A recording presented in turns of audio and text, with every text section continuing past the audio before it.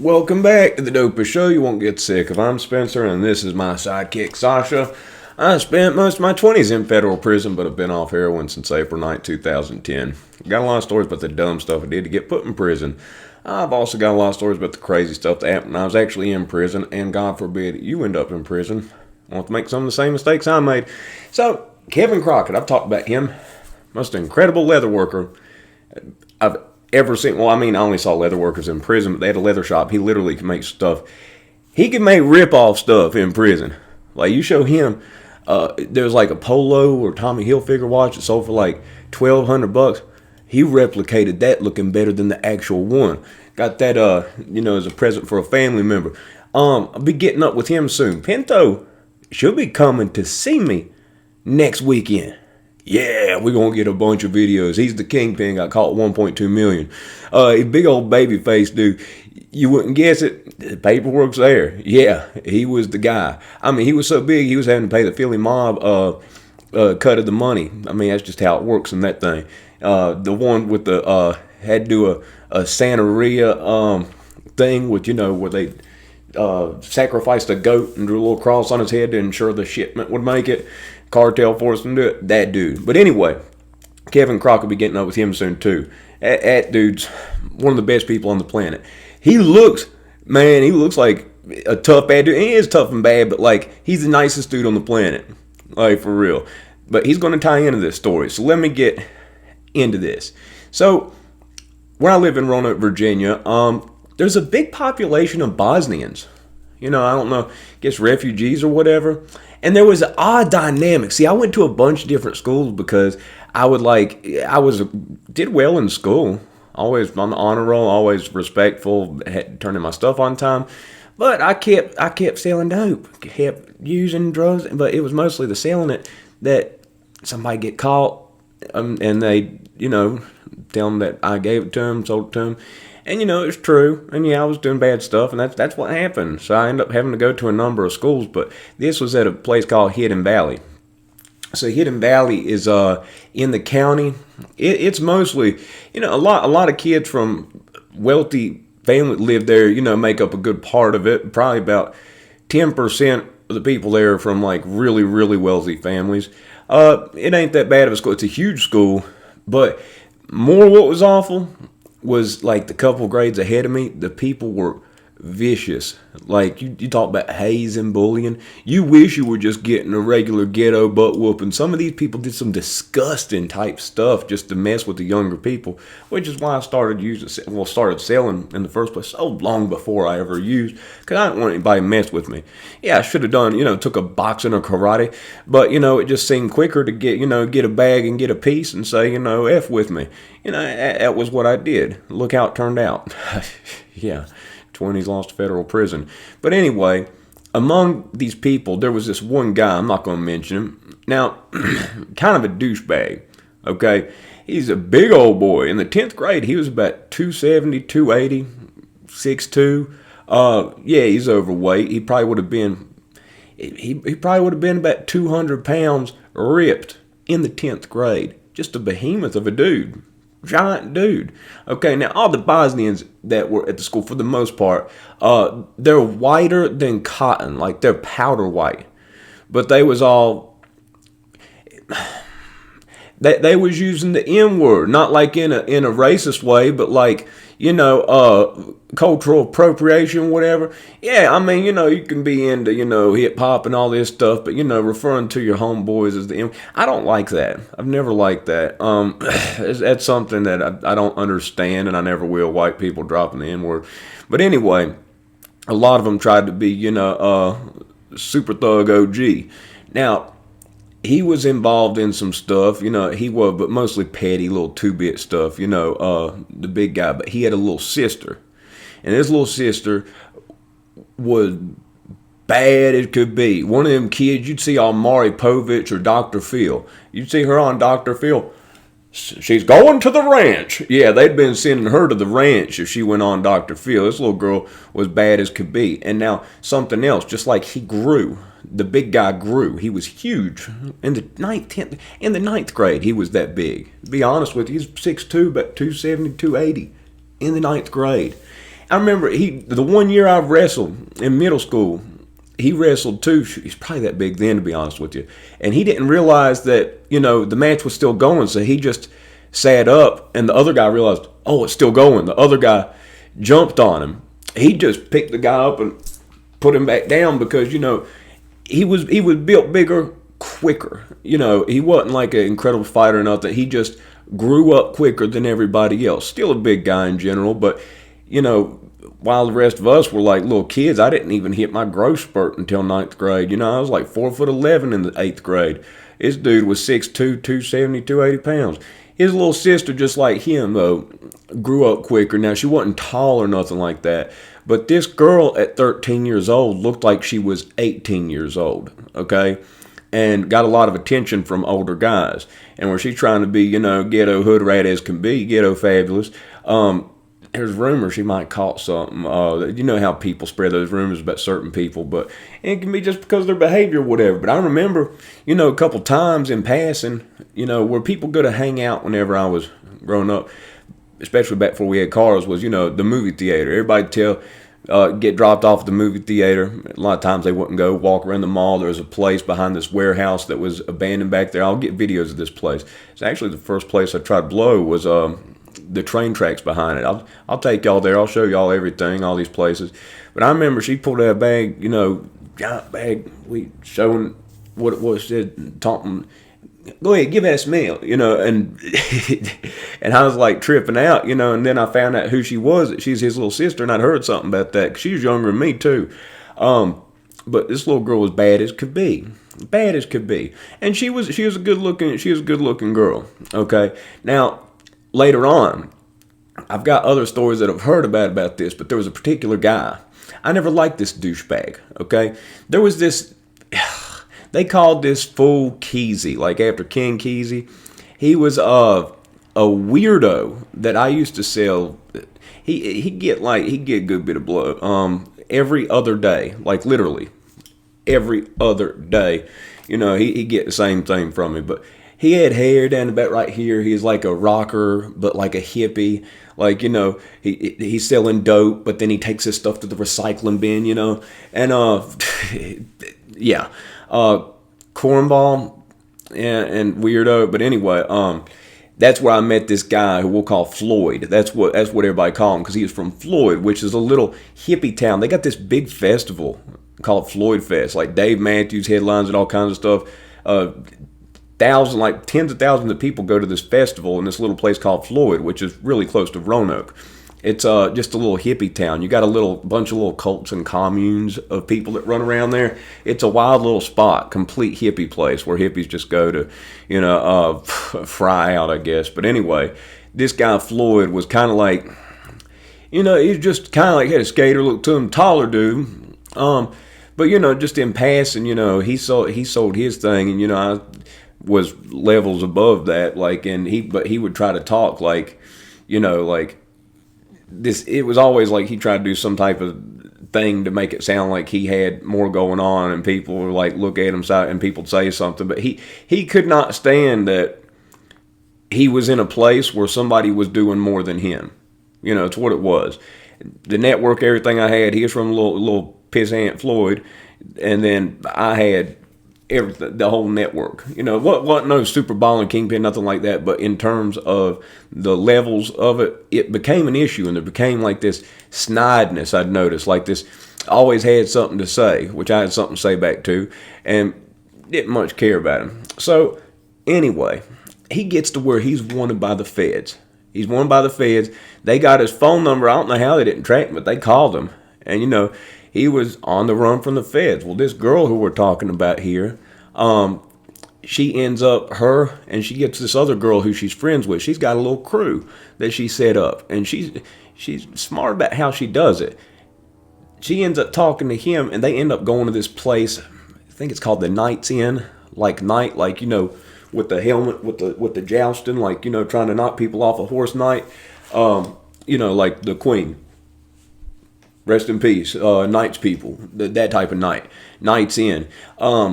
Any type of embassy, Knight's Inn, Red Roof, man, it's a bad place. I mean, Lord, I got some stories about the embassy, and I'll take y'all there too and show y'all some videos of that. But anyway, her and her friend act like, they're wanting to get freak nasty with him. So they go with him to the Night's Inn, to his hotel room. They were in there for a few minutes, and, turn the music. She got her other friend to turn the music up. Anytime you're in a room with somebody and they turn the music up, watch if you're involved in that life. First off, don't be involved in that life. If you can help it, get yourself out of it. Bad stuff's going to happen. But if you are, remember this. Turn the music up. I can name multiple times that turn the music up was either a signal or was a distraction. There's one time somebody took out the back door after turning the music up on me. Left me in the house. And I was stuck there with his little friend and the baby of somebody else who I had a lot of respect for as a business associate. Let's just say who was levels and levels above me. And I'm like, he just took off with my money and he left me in a house with so-and-so's baby. He ain't worried about what might happen. Now, luckily, I'm not that type of person, but this guy just took off out the back door and ran, must have jumped fences and stuff after turning the music up. So they turned the music up, right?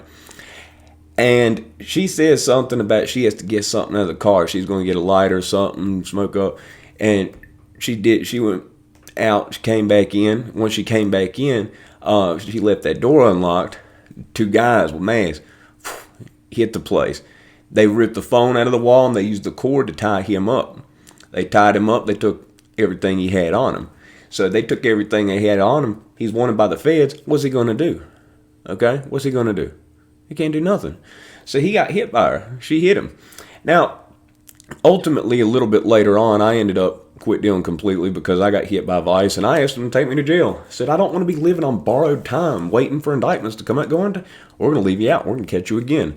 And I stayed on the run, and ultimately my run of hiding from the police ended when I willingly called 911 because somebody was overdosing, and I did not want to let him die.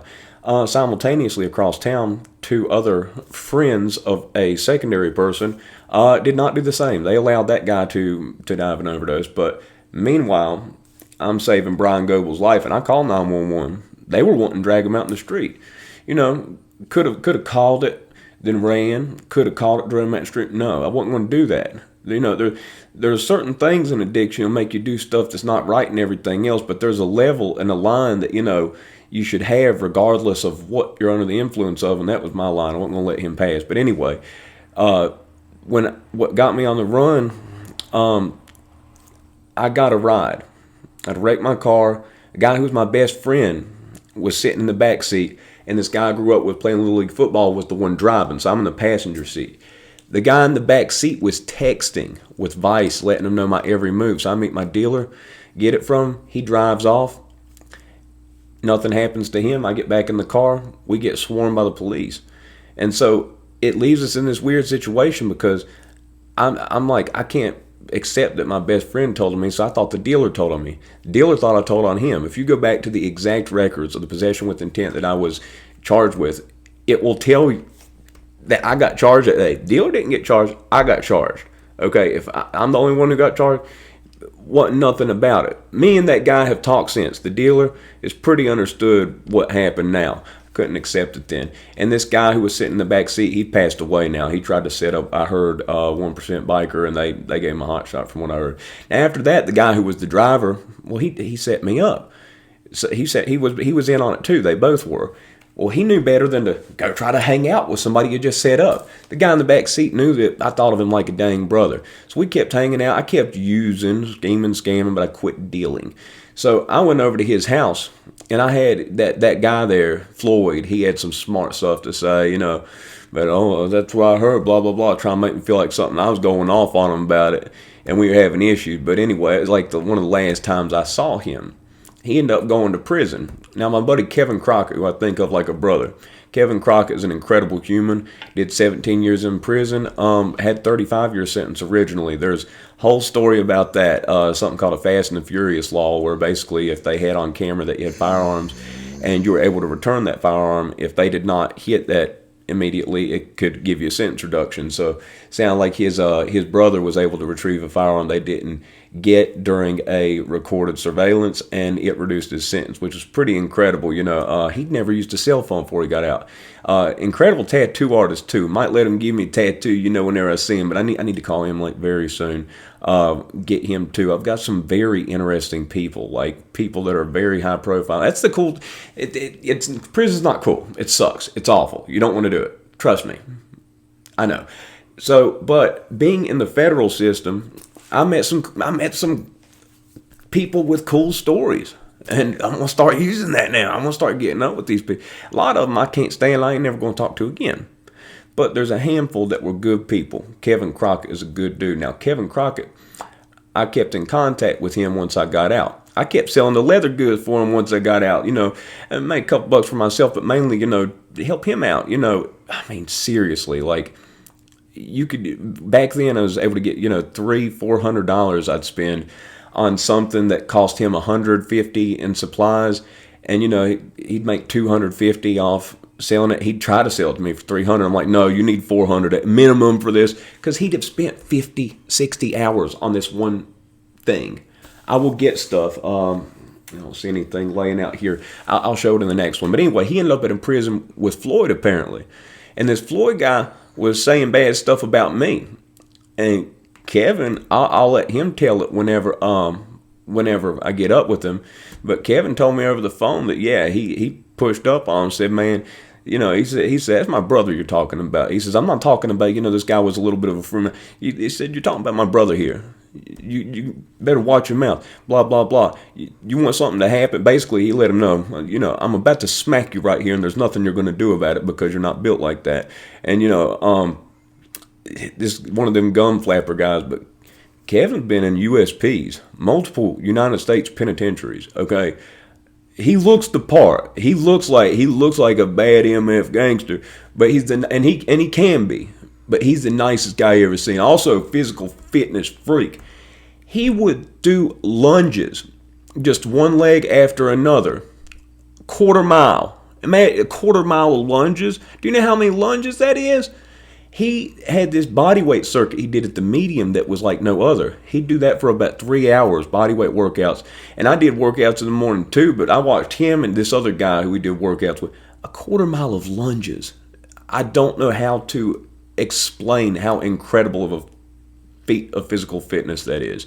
But anyway, Kevin, told him, better shut your mouth. I don't want to hear you talking about Spencer again. I don't expect people to stick up for me or anything like that. The first school I went to when I was a kid, everybody was just miserable people. And I didn't have a friend. I talked about it before. My first friend that stuck up for me was Josiah Goins. These two little twins said something smart, because at school, if you did anything out of place, you'd get made fun of. Well, I got myself a silver chain. I dyed my hair blonde. You know what I mean? Back in the Eminem days and stuff like that. Yeah, I dyed my hair blonde. Get over it. Whatever. It was the thing back then. And, the one said, nice chain, Spencer. And I said, yeah, I like the hair too. Josiah let him know. He said, yeah, because you wish you could afford one, and called him a name. And the one said, ooh, what? He says, you want to talk about my boy right here? You want me to beat the piss out of you right here? What's up? And it tripped me out, because I was like, that was awesome. But it was the first time I'd ever had a friend that like had my back. I'd have people's backs, but I'd never had anybody have my back on anything. It always just been me, and that's how I expected it. But something like that, people like that did something because I was their friend. JB, Justin Berger, somebody tried to sell me drugs in prison. I told him no politely. The guy walked off, and he goes, he just tried to sell you something. I said, yeah, you heard what I said, though. You heard me tell him, wasn't interested in that. He goes, no, man, F that. That ain't cool. I found out later on he'd smacked the guy up for doing it.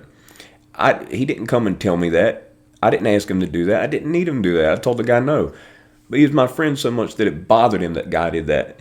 These few people, they show me that they've got my back. Like once they do that one time, they're forever my friend. Kevin I already considered him like that. In a place where everybody's scheming, scamming, and this, he was the opposite. He was doing 100-hour projects. Literally, I have a duffel bag that 100 hours of work of sewing and stuff and tooling designs went into that, he's trying to sell for just a minute amount of money, just like not even making what he should make. And I have to force him to take more money. He's that guy. He's that guy to where he wants to be fair. Everything has to be fair. His word is good. If he's your friend, he's your friend. You never got to worry about him talking about you behind your back. None of that stuff. And for him sticking up for me in this case and telling me about, he's like, yeah, I shut him up. I wanted to let you know that. He ain't going to be saying nothing else. And he asked me, who is this guy? And I told him, oh, man, I know who you're talking about. Said he always had, like, this jealousy issue or something. Like, it just irked him. He had to be the biggest man in the room syndrome. Had to be the most noticed and everything else, that Floyd dude. But anyway, I'll get Kevin to tell that. I wasn't there for that, just to remember from what he told me about it. So... But what the people have got coming up on this, like I said, I talked to Pinto yesterday for a good long bit. Man, there's a handful of people. There aren't a lot of people. I don't have a lot of friends, and you know what? It's by choice. Or maybe it's just self-awareness. If you think you've got a ton of friends, you're probably not self-aware. Most people act like they're your friends. My definition of, what that is different, and that's because I've literally had people who I thought were my friends, my good friends, all just throw me, just testify lying on stuff they didn't even see because they were told they'd go to prison or go to jail or something petty. I had, the one friend I just talked about, the one that's passed away now, best friend, and even after that I hung out with him a good bit. I know he was waiting for me to sell so he could inform on me, but it didn't happen. But anyway, if you like the video, press the like button. If not, that is 22 minutes of your life in which you'll never get back. But I hope you liked it though. Got a little bit of rest last night, feeling a little bit better. It's it's a little thing I go through with this insomnia, but it ain't nothing. Sometimes on here, I feel like some people, I made friends with a lot of you guys too, like really appreciate you guys, but sometimes I feel like some people think that I'm like some type of, I don't know, like I'm something special or something, like more than I am. I'm a dork that lifted weights so then I didn't have to put up people's crap and learn martial arts, but like I'm somebody like with mental health issues. I've got issues that I'm very open about, like as opposed to some of these other channels of cornballs who just talk about how hard they go and all this. I'm going to be completely open and honest with that. I have OCD, ADD, bipolar, and it's something I go through, and rather than go back and use, I recognize it for what it is, which is something that will pass. So yeah, there are times when you're going to see me a little bit lower or feeling a little bit great because it's how it works. It's not something I can control.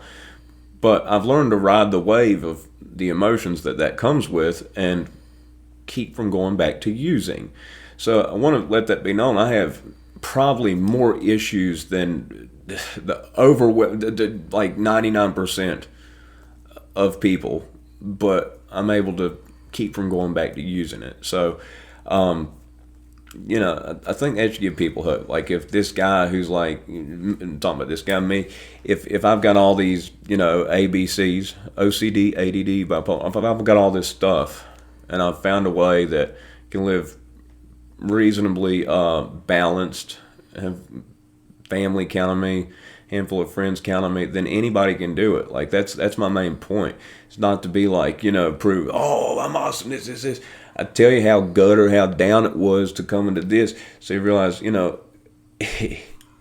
anybody can get it turned around. That's like a big thing that I just hope people know that. You know what I mean? I don't do this for the person who's got everything right in the world and born on third, think they hit a triple and all that type of stuff. I do this for like the people who are down, out, gutter, feel like they don't have a bit of hope left. I remember waking up on Elm Avenue, that was some of the worst of my life, and thinking, on a mattress on the floor, thinking, how do I get out of this situation, man? It's the worst. I don't know how to get out of this. And like 135 pounds, couldn't do 2 pull-ups, got laughed at when I tried to work out. I do this for the person who's broke down, feels like you can't get back. Anybody can get back. Nobody's beyond repair. Nobody's the unfortunates. That's one thing NA book says. Some people are incapable of being honest with themselves and others. These unfortunates will never get better. That's a load of crap. The NA book talking about that, that's just deeming that, well, if our program doesn't work, it's because they're one of the unfortunates. No, nobody's an unfortunate. Anybody can do it. If I can do it, I was deemed an unfortunate dozens of times by a ton of people. So, sorry about that little extra rant, but,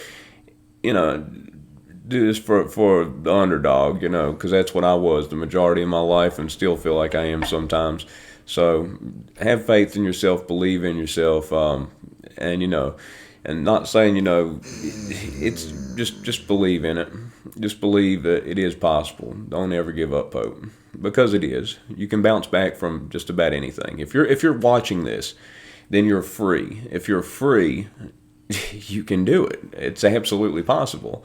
You don't have to go in jail and prison for years and then figure out a plan of how you're going to try to do it. If you make one step in the right direction today, just one little step, one adjustment, then it's the right direction. So anyway, if you like the video, press the like button.